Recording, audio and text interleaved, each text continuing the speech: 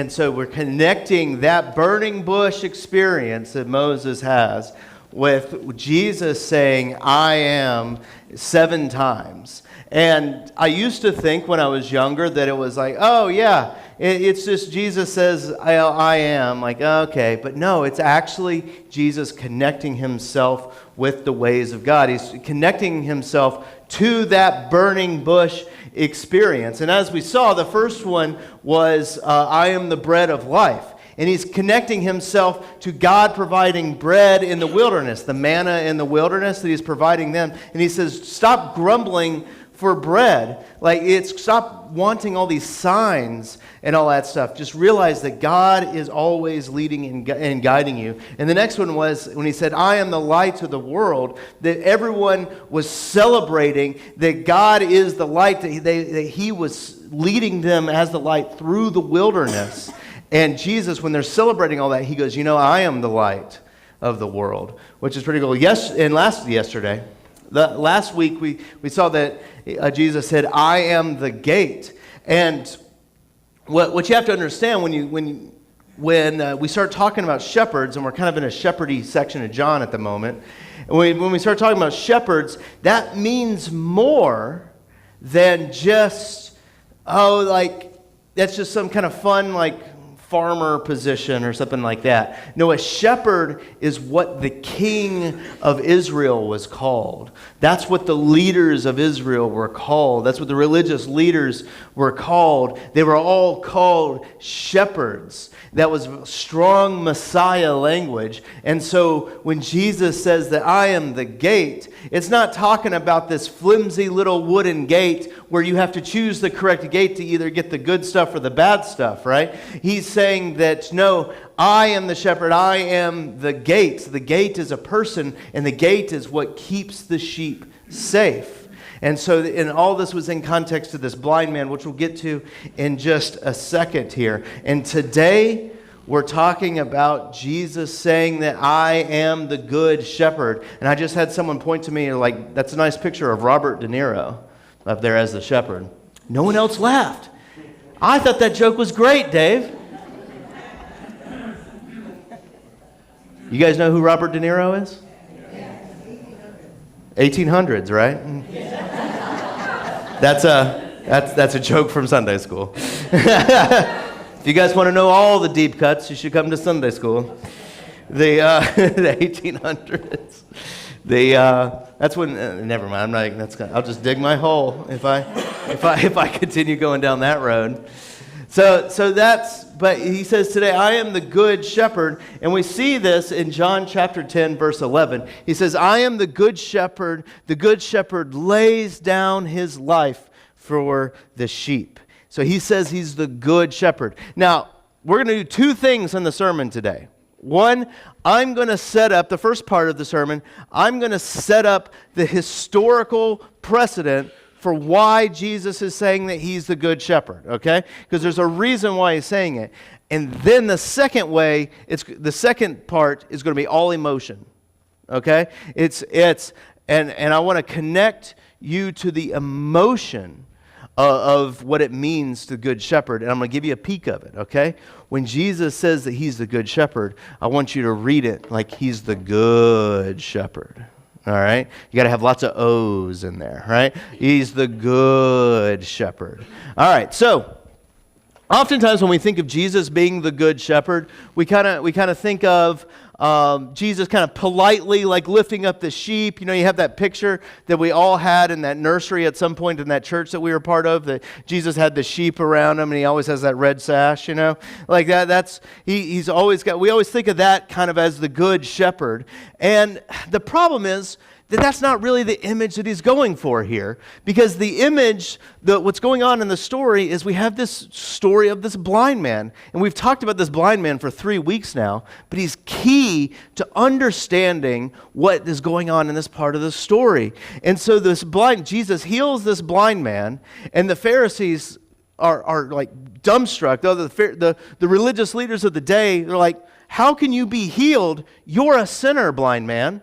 You're terrible. You must have either been faking it the whole time, or there's no reason why you should be healed now. You're a sinner. Oh, and you say Jesus healed you? Well, he must be a sinner too, because he healed you. Because sinners can only heal sinners, apparently, right? Like they're refusing to see the truth of the situation, and they're wanting, and so they cast the blind man out, right? And in that context, Jesus says, I am the good shepherd. See, because the Pharisees, they had a different definition of what it meant to be good. They had a different definition of what it took to make you good than what Jesus is operating off of. They still use the term good, and we all understand that. But in order to be good in their eyes, you had to look like them. You had to say the right prayers. You had to make the right profession of faith. You had to be free of any physical ailments. You had to look good in order to be good. Your goodness was solely based on what you did. And thus the blind man just couldn't live up to those expectations. And so he was no good, right? They were happy to lead people. The Pharisees were happy to lead people as long as they were good. As long as they were following all their rules. At least the rules that they wanted to follow themselves. But that's another sermon in there at all. So they were preparing everyone to enter into the pearly gates, right? By covering up all the dirt of their life with holy living. Jesus calls them out on this at one point and says, you guys, you Pharisees, are like whitewashed tombs. That you're like whitewashed tombs. You are white and clean on the outside, but inside you are dead. You are dead. And it kind of reminds me of that old, perhaps you've seen your kids or your grandkids playing with one of those toys when they're small, that it's like you have like a circle and a triangle and a square, and then they have to like match each one of them to get into. And sometimes when your kids are young, they're trying to make the square like fit into the triangle, and so they have that little plastic hammer and they're just nailing it and nailing it and nailing it, right? And you're like, no, that's not how it works. And I feel like that's how the Pharisees are doing things. They're like, we will make you look like us, even though you're a circle. And you're just like, and they're just pounding and pounding and pounding. And what happens then? They never actually fit in. And if they do get it in there, something has broken, right? Something has broken, and there's brokenness that have come in. And you can see that the Pharisees have broken this blind guy. They have said, if you're not going to fit into our triangle hole here, we're going to kick you out. Like they have broken him. And I think it's easy for us to fall prey to the same thing. It's easy for me to. It's easy for me to fall under the same idea that we have pure intentions. We have good intentions, but we want people to be good, right? The problem is we usually define good as like whatever I look like, right? So like everyone should wear jeans and like an untucked shirt, right? Because that's what I wear all the time, except on Sundays when I wear khaki pants or something like that. I don't know, you know? Like it sounds ridiculous, but then you realize we do it in so many parts of our lives that it seems like we're just like the Pharisees, and we clean it up by saying, well, if those people would just clean up their lives, then things would be better for them. Things would be fine. They're just messing up everything. They're not good. I mean, after all, look who they voted for. You know? That person's ruining the country. I don't care what side of the aisle you're on. Everybody says it, right? Everyone says it. You know, look at what that person smells like. They smell like they just came from some hemp fest. Or they all smell like Ben Gay. But I didn't say that. I didn't say that, right? You know, we say, and we're sad that everyone is scattered, but, you know, if they would just look like us, we may never say that, but that's how we live. If they would just look like us, act like us, you know, then everything would be good and okay. You know, it's nothing new either. You know, God's people have been struggling with this idea for years. I hope that you were paying attention while Jan was reading that Ezekiel 34, because it has everything to do with Jesus saying that he's the good shepherd. Did you hear what he was saying there? Did you hear when he's it was talking about shepherds. He says, "Thus says the Lord." This is from Ezekiel. This is the Old Testament, right?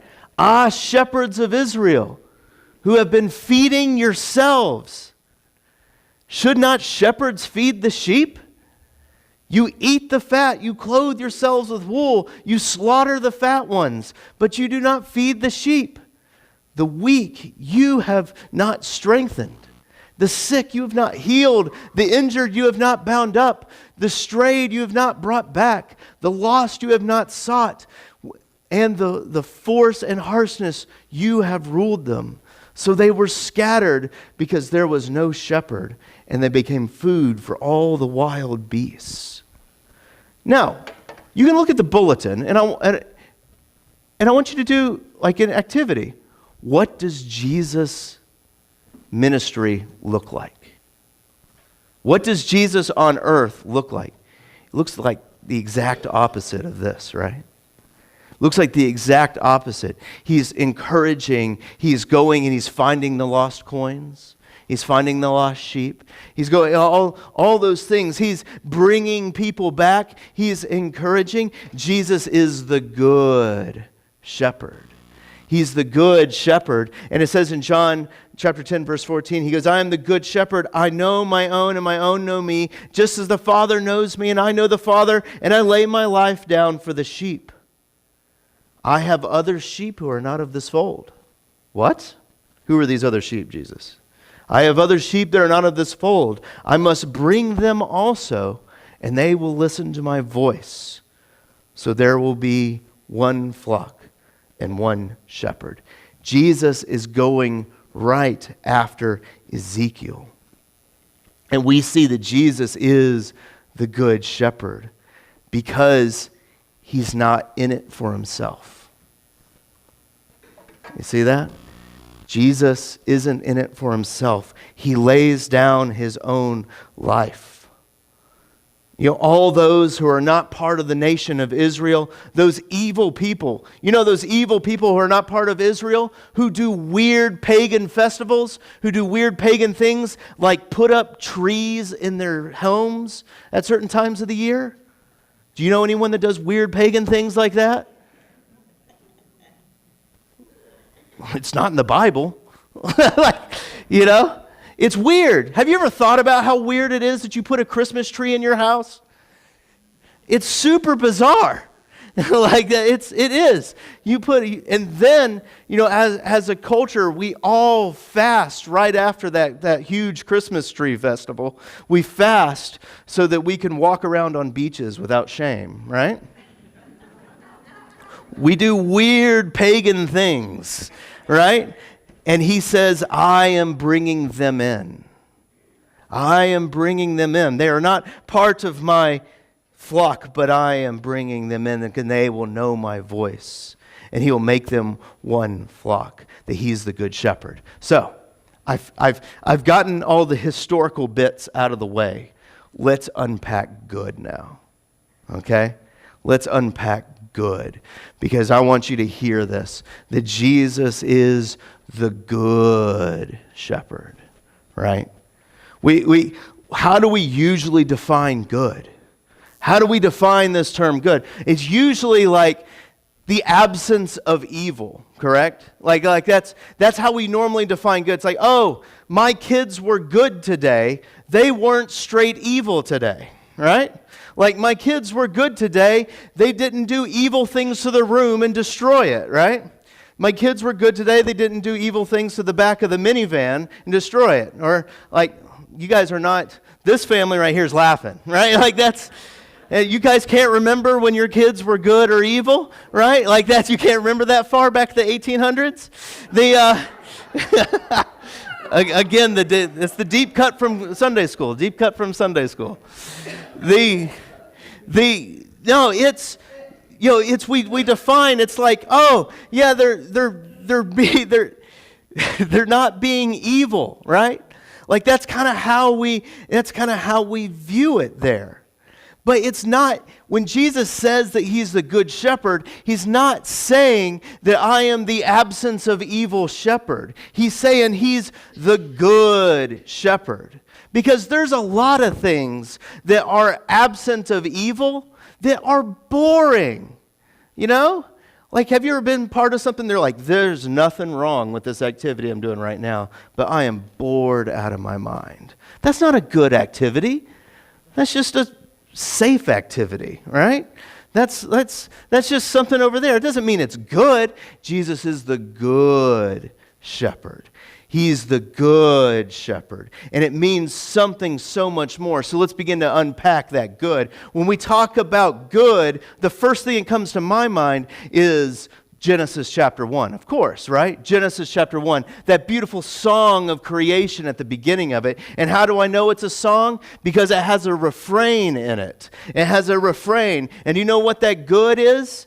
I mean, you know what that refrain is? I just gave it away. It was good. So God says, let there be light. And at the end of that day, he said it was good, right? Yeah, that light was absent of evil. No. It was good, right? Or you got to say it with me. So God, that day was completed, and God said that it was good. There you go. You're getting it. And then he separated the waters from the and called it sky and called it the water below. Then on the third day he took the ground and he pulled it up, and trees sprouted forward and shrubberies and all grassy things. And at the end of that third day, God said that it was good, right? It wasn't that it was absent of evil, but that it was good, right? And then he created the birds in the sky, and he created all the planets, and then on the sixth day, he created all the tigers and the bears and lions, oh my, right? And he created all those things, and he even created us. And he breathed into our nostrils the life. And at the end of that sixth day, he said that it was good. Right. It's not just good. It is good. There's a feeling behind it. And I feel like some of you still don't quite get it. So do you guys remember when you got married and your wife kicked open that back door and you saw her? She did not look good. It wasn't the absence of evil walking down there. No, it was good, right? Yeah, you guys are getting it now. And then how about you go to your favorite restaurant? I imagine some of that for you is McDonald's. I know. No, when you go to your favorite restaurant, it's Applebee's, right? No. It's you go to your favorite restaurant, you order your favorite thing to eat, and you look at it. It is not the absence of evil, but it is good, right? You look at that and you're like, oh, that Big Mac is good. No, but you look at your favorite restaurant, it's something more than just the absence of evil. And Jesus, by saying that he is the good shepherd, he's connecting all those ideas of good. And we see that it's not just the absence of evil, but it is the beginning of beautiful. By Jesus saying that he's the good shepherd, he's saying that he is the beautiful shepherd. That he is bringing beauty and grace and wonderfulness to the creation. Because when God said, let there be light, it wasn't just a matter of being good, that it was beautiful. When God created you, he wasn't saying it was just good, that it was beautiful. That it's the beautiful shepherd. Because it's beautiful what the shepherd does. How he lays down his life for all of us. That he is the good shepherd. And he's taken those people that are just no good, the people that have a bit of evil in them, right? People like you and me, people like that man born blind, and he calls us by name. And his name and his voice and how he calls us is so beautiful that the only way that we can respond to it is to come to him.